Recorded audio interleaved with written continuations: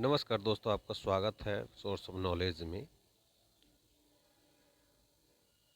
मैं प्रकाश कुमार आपका स्वागत करता हूं। आज हम जानेंगे, बहुत ही महत्वपूर्ण बिंदु पर हम चर्चा करेंगे। बहुत ही महत्वपूर्ण विषय है, आप सभी इसको ध्यानपूर्वक सुनेंगे। चेतना और आत्मा में क्या अंतर है। इससे पहले हमने बात किया था कि एनिमिज्म होता क्या है।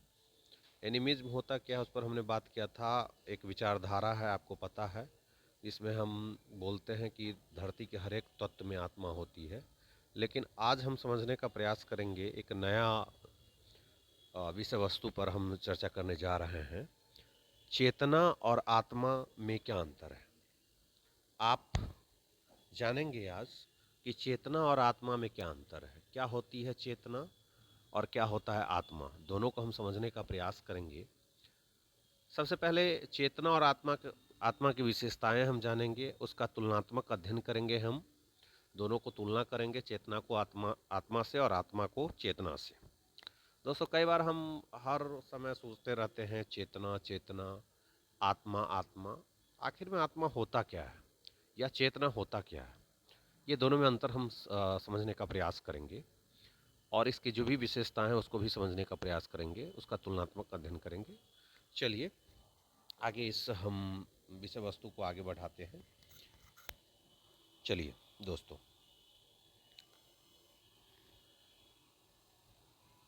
चेतना होता क्या है, सबसे पहले हम चेतना को समझेंगे। ये चेतना होता क्या है, जैसा कि आप देख रहे हैं, क्वेश्चन ही है, प्रश्न है कि चेतना क्या है। चेतना का अर्थ जागरूकता और अनुभव करने की क्षमता से है। मतलब अगर आप एक्सपीरियंस करने की क्षमता को ही हम चेतना कहते हैं, या जागरूकता, अवेयरनेस की को ही हम चेतना कहते हैं। चेतना का मतलब होता है जागरूकता, I mean to tell that awareness, या अनुभव करने की क्षमता को चेतना कहा जाता है। यह शरीर और मस्तिष्क से जुड़ी होती है। आखिर में चेतना जो जुड़ी होती है वो हमारे बॉडी से जुड़ी हुई होती है और हमारे ब्रेन से जुड़ी हुई होती है। विभिन्न अवस्थाओं में बदल सकती है। चेतना जो है हमारा क्या हो सकता है, वो चेंज हो सकता है। जैसे नींद में, ध्यान में, बेहोशी में जो है वो चेतना का अलग अलग आपको रूप देखने को मिल सकता है। इसकी अवस्थाएं बदलती रहती है। वैज्ञानिक दृष्टिकोण से अगर देखा जाए तो इसे मस्तिष्क की गतिविधियों से जोड़ा गया है। अगर साइंस से अगर इसे रिलेट करके देखें तो इसे ब्रेन से जुड़ा हुआ गतिविधि समझा जाता है। ब्रेन से संबंधित जो गतिविधि होता है उसको हम चेतना कहते हैं, ऐसा साइंसों में कहा जाता है। अब आगे और भी चीज़ें हम समझने का, आत्मा क्या है उसको भी हम समझेंगे। व्हाट इज सोल, आत्मा होता क्या है उसको हम समझने का प्रयास करेंगे। आत्मा है क्या। आत्मा को शाश्वत और अमर तत्व माना जाता है। आत्मा जो है वो शाश्वत है, यूनिवर्सल है, और ये ऐसा तत्व है जो अमर है, ये कभी समाप्त नहीं होता। एक तरफ हमने एनिमिज्म की जब बात किया था तो हमने बताया था कि हर तत्व में आत्मा है, हर तत्व में आत्मा है, और हर एक पत्थर में, हर एक जीव निर्जीव में भी आत्मा है, चाहे जिसमें जान हो या ना हो, हर एक वस्तु में आत्मा होती है। ऐसा एनिमिज्म विचारधारा जो परसेप्शन ऑफ थॉट है, स्कूल ऑफ थॉट के जरिए हमने बताया था।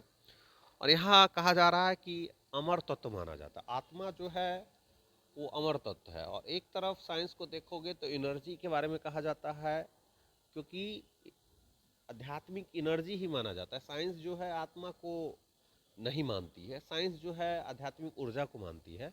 अगर हम हर वस्तु में ऊर्जा की बात करते हैं, हर एक वस्तु में, हर एक तत्व में ऊर्जा है या आत्मा है, तो साइंस भी कहती है कि ऊर्जा का रूप बदला जा सकता है, लेकिन उसका निर्माण नहीं किया जा सकता है।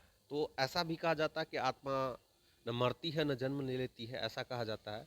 तो एनर्जी भी तो खत्म नहीं होती है, न ही उसे क्रिएट किया जा सकता है, न ही उसे समाप्त किया जा सकता है। उसका सिर्फ हम ट्रांसफॉर्मेशन कर सकते हैं। Energy can be transform from one form to another form. ऊर्जा जो है एक तत्व, एक रूप से दूसरे रूप में हम बदल सकते हैं। ठीक आत्मा भी क्या होता है, रूप धारण करता है, एंटिटी है ना, एक रूप से दूसरे रूप में आत्मा जाती है। ऐसा कहा जाता है। आत्मा अमर तत्व है, इसका मतलब है तत्व है आत्मा, जैसा कि एनिमिज्म में बताया गया।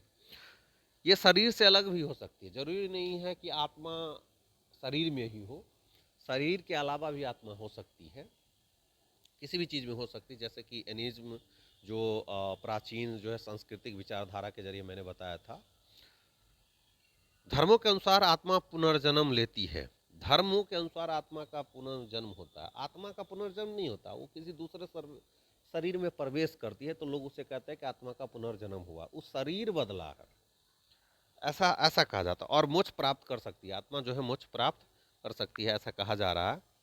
इसे ईश्वर का अंश भी माना जाता है, इसे हम ईश्वर का अंश मानते हैं। वैसे तो इस संसार में जो भी वस्तुएं हैं सब ईश्वर का ही अंश है, ईश्वर ने ही इसे बनाया है, ईश्वर का ही पार्ट है ये सारा का सारा, हर एक वस्तु। क्योंकि एनिमिज्म में तो यही कहा गया है कि हर कण कण में जो है आत्मा है, हर कण कण में ईश्वर का वास है, हर कण कण में जो है वो गॉड पार्टिकल। वैसे भी तो कहा भी गया है, हिग्स बोसोन जो थे उन्होंने कहा था कि जो है ये दुनिया जो बना है, ये ब्रह्मांड जो बना है गॉड पार्टिकल से बना है। हिग्स बोसोन कौन से बना हुआ है, एक छोटे से पार्टिकल से इस दुनिया का निर्माण हुआ है। तो वहाँ पर भी साइंस, तो इसे ईश्वर का अंश भी माना जाता है आत्मा को। अब हम चेतना और आत्मा में जो मुख्य अंतर है उसको हम समझने का प्रयास करेंगे दोस्तों। एक तरफ देख रहे हैं आप विशेषता है, एक तरफ चेतना है, एक तरफ आत्मा है। यहाँ देख सकते हैं चेतना और आत्मा में मुख्य अंतर क्या है, उसको हम समझेंगे। सबसे पहले आप देख सकते हैं विशेषता में जो है स्वरूप कैसा होता है चेतना का, तो ये बदलने वाली अवस्था होती है, ये बदलती रहती है चेतना, है ना। और आत्मा जो होता है अमर होता है, शाश्वत होता है, ये इसका स्वरूप हो गया। इसका अस्तित्व अगर देखा जाए तो शरीर और मस्तिष्क से जुड़ी हुई है चेतना, लेकिन आत्मा जो है शरीर से अलग भी हो सकती है। देखिए आत्मा शरीर से अलग भी हो सकती है, लेकिन चेतना शरीर में ही से जुड़ी है या ब्रेन से या मस्तिष्क से जुड़ी है। परिवर्तन विभिन्न अवस्थाओं में बदलती रहती है चेतना, इंसान की चेतना बदलती रहती है, लेकिन अपरिवर्तनीय है। मतलब ये चेंजेबल नहीं है, अपरिवर्तनीय, अपरिवर्तनीय है। वी कैन से डैट कि परिवर्तन नहीं हो सकता, it can not be change. आत्मा जो है बदल नहीं सकता है। धार्मिक दृष्टिकोण से देखा जाए केवल शरीर की जागरूकता है ये चेतना, लेकिन यहाँ कह रहा है कि आत्मा जो है पुनर्जन्म और मोक्ष से जुड़ी हुई है। तो आप समझ रहे होंगे निष्कर्ष क्या निकला, देखेंगे हम लोग निष्कर्ष क्या निकल रहा है, हम उस निष्कर्ष को भी समझने का प्रयास करेंगे। चेतना आत्मा की अभिव्यक्ति हो सकती है, आत्मा की अभिव्यक्ति चेतना हो सकती है ना। आत्मा है उसकी अभिव्यक्ति क्या हो सकती है, चेतना हो सकती है, लेकिन आत्मा चेतना से परे मानी जाती है। आत्मा जो होती है वो चेतना से परे है, मतलब आत्मा की अभिव्यक्ति चेतना हो सकती है, लेकिन आत्मा चेतना से परे मानी जाती है। चेतना मस्तिष्क और शरीर से जुड़ी होती है, चेतना जो होती है मस्तिष्क और शरीर से, जबकि आत्मा अमर और शाश्वत होती है। धार्मिक दृष्टिकोण में आत्मा को पुनर्जन्म और मोक्ष से जोड़ा जाता है। ये चीज़ आप समझ रहे हैं, तो ये आप समझ चुके हैं चेतना क्या है, आत्मा क्या है, इसका अंतर क्या है, आप समझ चुके होंगे। तो ज़्यादा से ज़्यादा इस वीडियो को आप शेयर करेंगे, लाइक करेंगे और सब्सक्राइब करेंगे मेरे चैनल को। धन्यवाद दोस्तों, फिर मिलते हैं।